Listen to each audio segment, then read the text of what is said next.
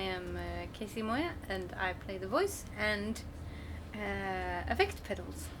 Okay. And I'm Elizabeth Coudoux, and I play cello. Okay. Tonight you're a duo, and it was very nice to see somehow as a duo. I got this feeling both you got the strength to risk something and to stay filigran or something like this. So can you please tell us how it is special to perform as a duo, or is there something special? But I had this kind of experience how you interact with each other, how you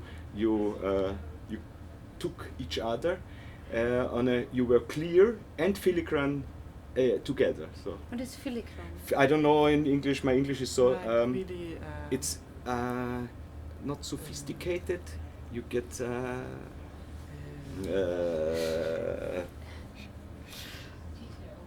yeah, very detailed. Thank you.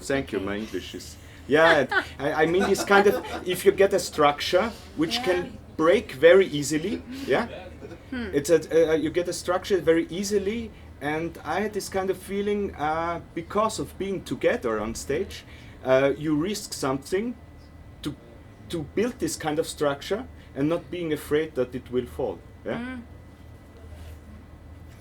I've always found the duo format to be the hardest. Really? Yeah. I mean, with solo you can plan, you can think ahead because you're the only performer.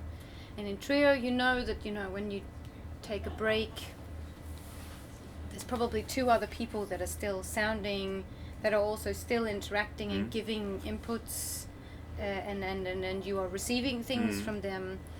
And in duo, I find, I have done duo a lot, and I really like duo now.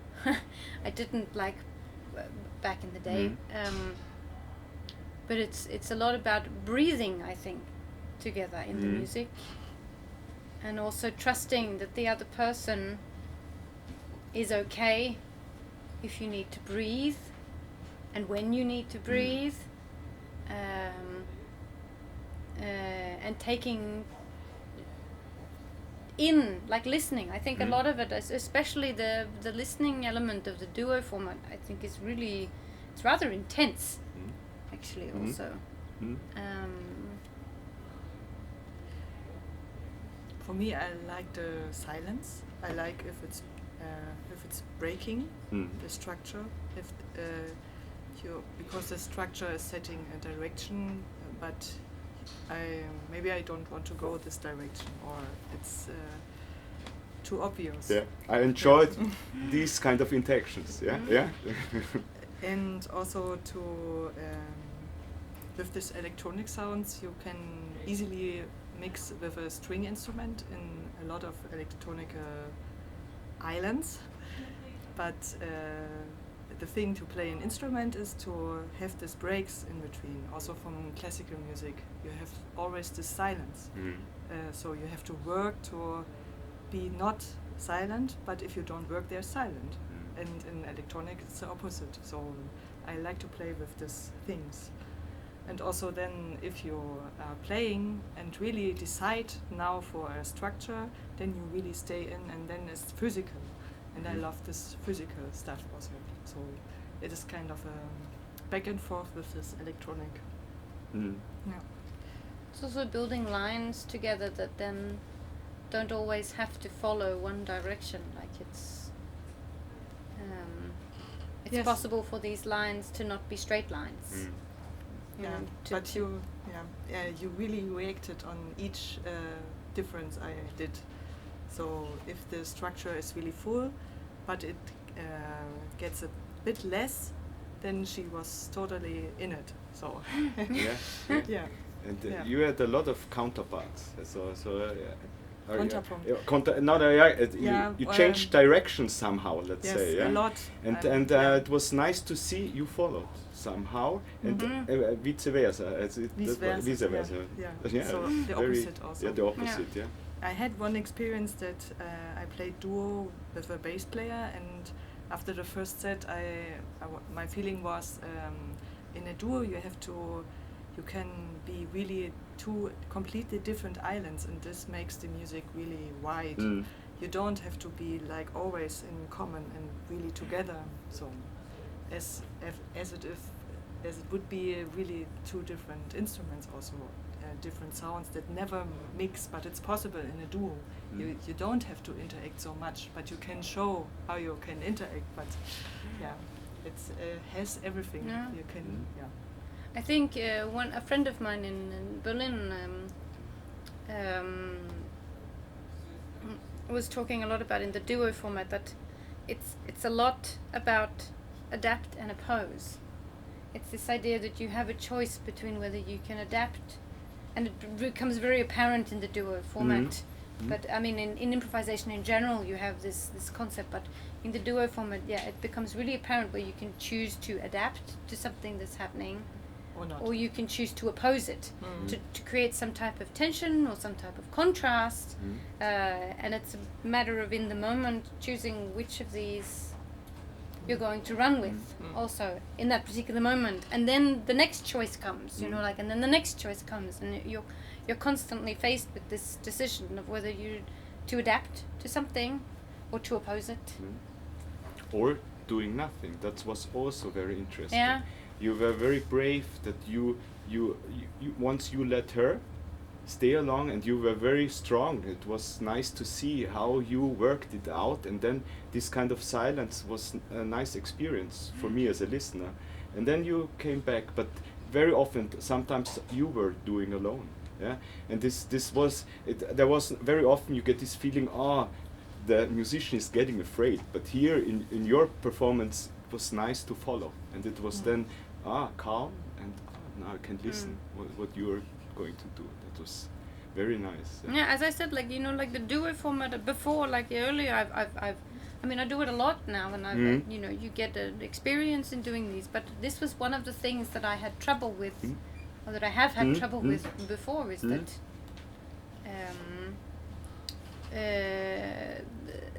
in a duo situation, as soon as one person maybe needs to breathe or to drink some water, or, you know, just needs a break, then the other person is automatically doing solo. Yes. And that solo has not been announced beforehand. It's not something that you've pre-prepared or anything, you know, like, and then all of a sudden you might be doing something that you think works in a duo situation that you're then left on your own doing. And it's finding, I think,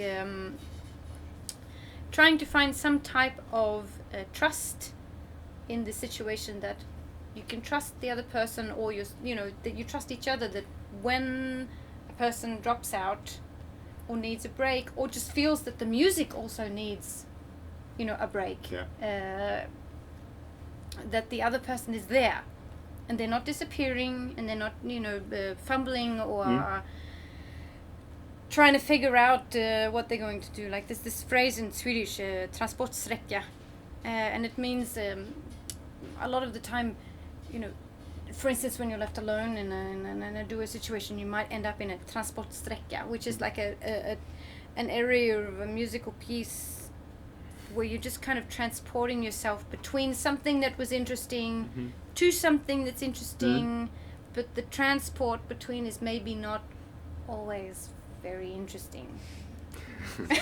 There's a word for it. Yeah, nice word.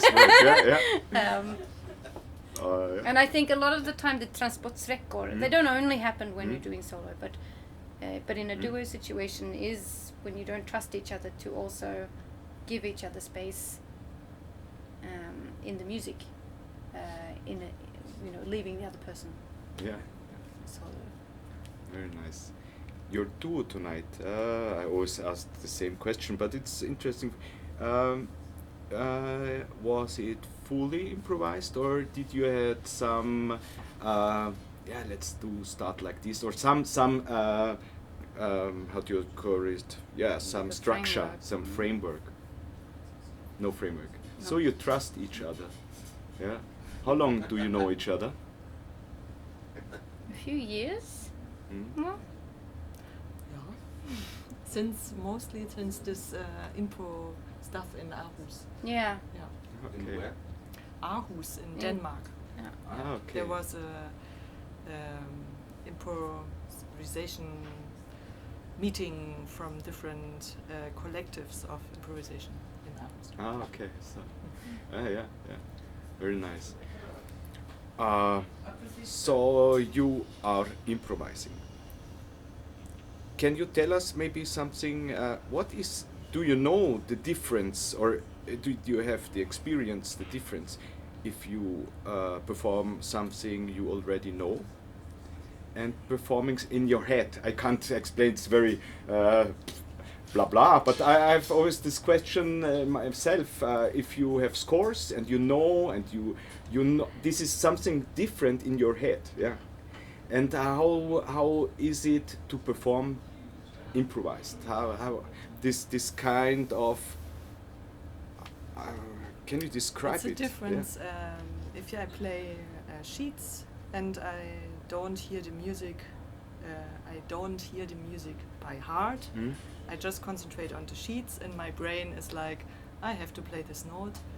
My brain is somewhere else. Yeah. So I'm playing just another, and then I make mistakes. And if I play without the sheet, I have to concentrate on what is gonna be happen in this written music. So I have to hear it in my head. So I'm following what I'm listening in my head. So I'm concentrated. And if I'm playing improvised, it's a completely different. It's the ears, but also this kind of decisions I make and what I feel from the other persons and everything. Yeah. So This kind of present, is it different? Yeah. Yeah. this Yeah, present it's is completely definitely different. Yeah. You also don't know what's going to happen. Like,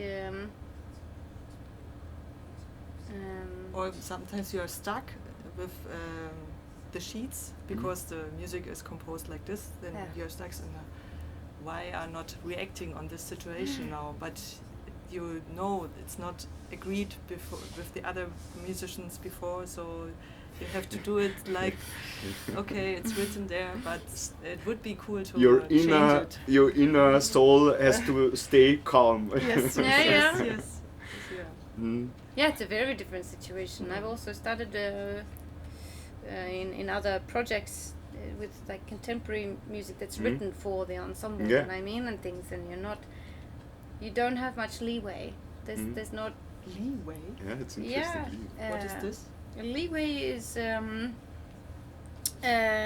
room to move. Like you don't have a lot of choices that you can make. There's no room for your elbows, Okay. like when you're kind of stuck in your track. But